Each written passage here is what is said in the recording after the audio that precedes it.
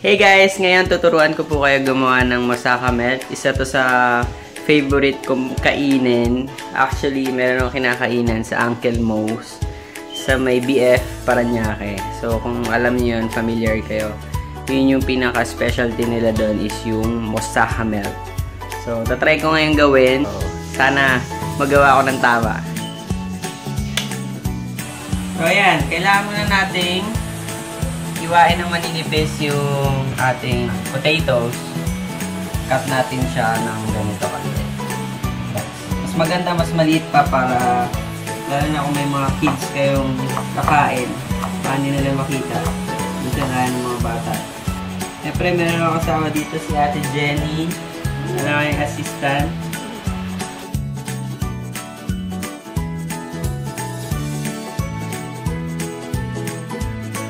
So, yan guys, meron tayong tomatoes, bawang, sibuyas, potatoes, eggplant, and ang ating pork or beef na ating meat. Yan. And dito sa side, meron din tayong nutmeg, black pepper, cinnamon, olive oil, and then yung ating salt. So, yan yung mga ating kakailanganin. So, hey guys! Magsisimula na tayo magluto ng ating moussaka melt. So, kailangan natin syempre ng ating magic sandok. So, una natin gagawin, syempre maglalagay tayo ng olive oil para healthy. Gaya na sinabi ko noon, huwag tayong bibili kung saan na matula. So, yan, nalagyan na natin siya ng olive oil. Painitin lang natin ng konti. Syempre, laging una is ang ating sibuyas. Kadalasan pala lagi ang bawang. Pero this time, kailangan natin unahin yung sibuyas. Pag olive oil yung gamit nyo guys, hindi kailangan painitin ng sobra yung pan.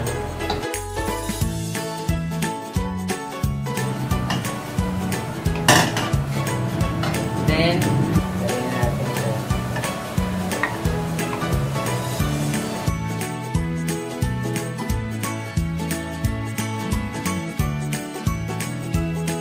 So ayan, tingnan natin yung ating meat. Pag golden brown na siya or wala na siyang pula-pula or yung dugo, so lalagay na natin yung ating syempre yung carrots, yung patatas. Lagyan natin siya dito kasi kailangan mauna siya kasi medyo matigas para maluto din. Susunod na rin natin yung maya-maya yung ating eggplant. Pero siguro mga 3 minutes muna natin isusute yung patatas. Nilagay na natin yung patatas and talong. Ganyan na yung magiging itsura niya. Pakita mo ito. Yan, parang hindi mo na mahanap yung talong kasi dinurog ko siya. Para hindi makita na ating mga kids. So ngayon naman, lalagyan natin yung ating kamatis.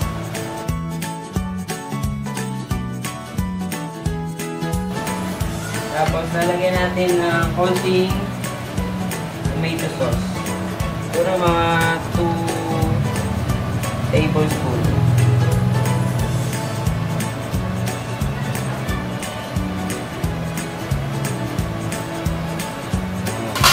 Then, lalagyan na rin natin siya ng cinnamon. Konti lang. Hindi pa siya bukas.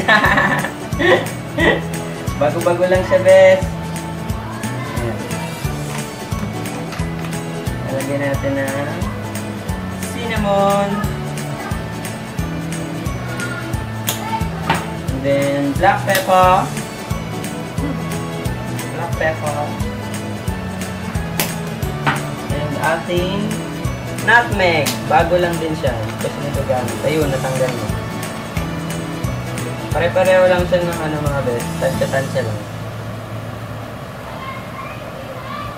Itong nutmeg, parang konti lang siguro. And syempre, ang last, ang ating salt.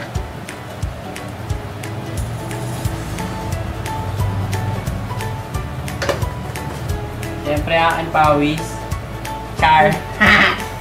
Ayan. Tapos haluin natin siya ulit. Halo lang ng halo, bes. Huwag kayo mapagod. Para pagmamahal lang yan. So yan bes, halo lang tayo ng halo. Talaga tayo, ginaganon pa ito tayo para ano, parang professional. Totoong chef na yun.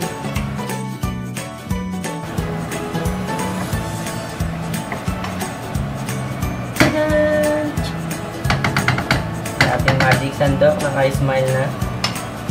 Kasi malapit na siya, maluto. Tignan natin siya siyempre. Kung pasado na ba.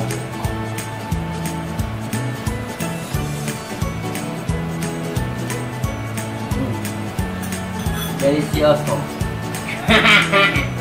Yeah. Baka ma-inlove kayo dito pag natikman nyo to. Swerte siguro na magiging girlfriend to si Jen, no? Aha. Sana lutuin mo yan. Chef na, baker pa. Yan. Tapos na. So, ayan. After niyang ma-rest ng mga about 2 minutes, transfer na natin siya sa ating ceramic.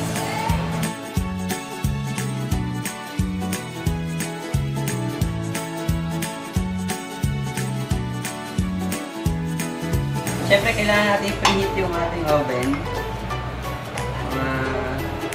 15 to 20 minutes.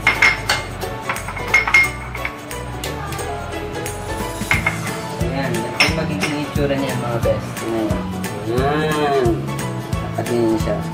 Huwag natin masyadong punuin. Kasi maglalagay pa tayo ng ating white sauce. So, ayan guys, gagawa na tayo ng ating white sauce. Meron tayong gatas, and black pepper, all-purpose flour, parmesan cheese, and syempre yung ating butter. So, initin na natin yung pan. So, start muna tayo dito. Ilagay tayo na siguro mga kalahating stick butter. So, mimelt lang natin siya. So, meron tayong kalahating stick ng ating butter. Ano tayo na ang kutsara muna.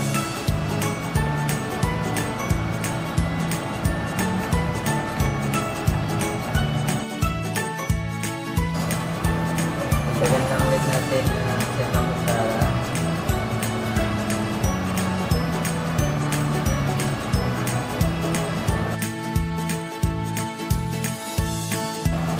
And saka natin nilalagay yung ating gatas.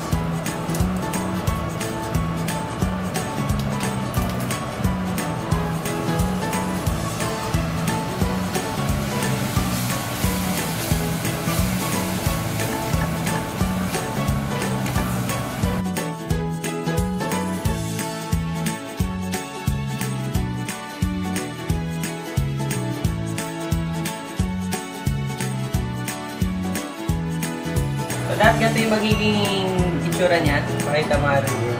Yan. Tapos lalagyan na natin ng konting pepper. Pakulay lang yan mga best. Huwag sobrang oily. Tapos, syempre yung ating parmesan. Yan. Halo lang ng halo best. Tapos yan, patayin na natin. After yan, syempre lalagyan na natin dito sa ating prepare kanina na moussaka. So, ito lang.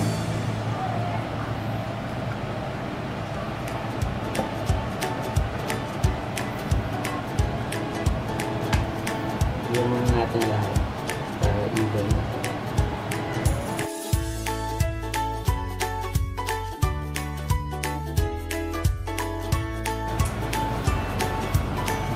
Kailangan natin siya ipasok para matapos na natin moussaka.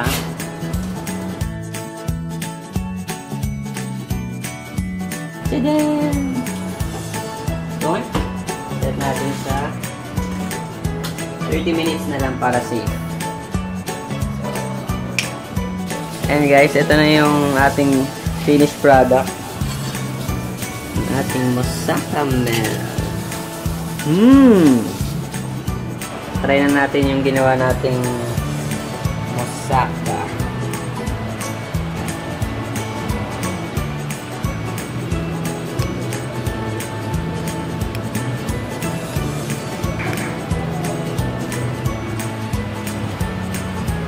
Mainit pa siya.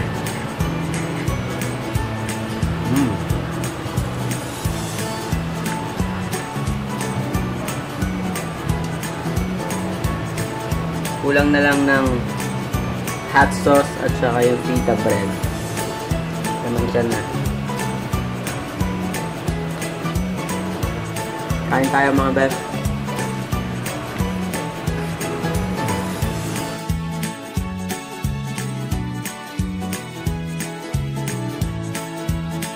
Ayan guys, pagtapos natin mag-bake kanina para dun sa ating masaka, biglang umulan. Ngayon gagawa muna tayo ng kapaki-pakinabang sa ulan. Gamitin natin para mag-carwash.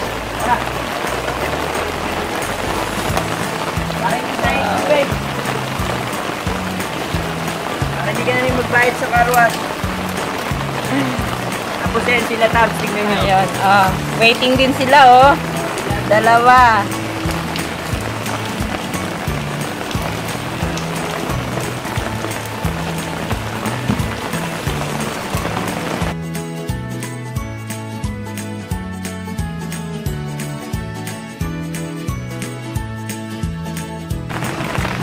Kabila.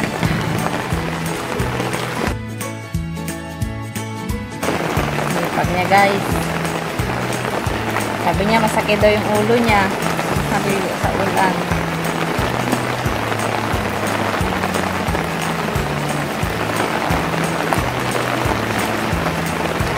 Diba yung tubig galing sa ulan? Kaya mo na lang yan, mauugasan na yan. Hindi ka na nagbayad ng 100 sa carwash. Malinis na, what to do? Manigo ka pa. Ito pa sa tubig.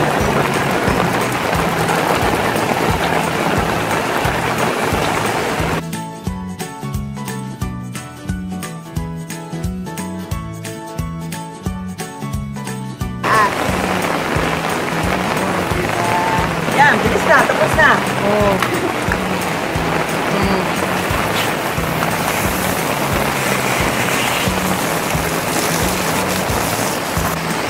Carwash ko na may sarili ko. Car body. O, tignan na ito mga bata, o.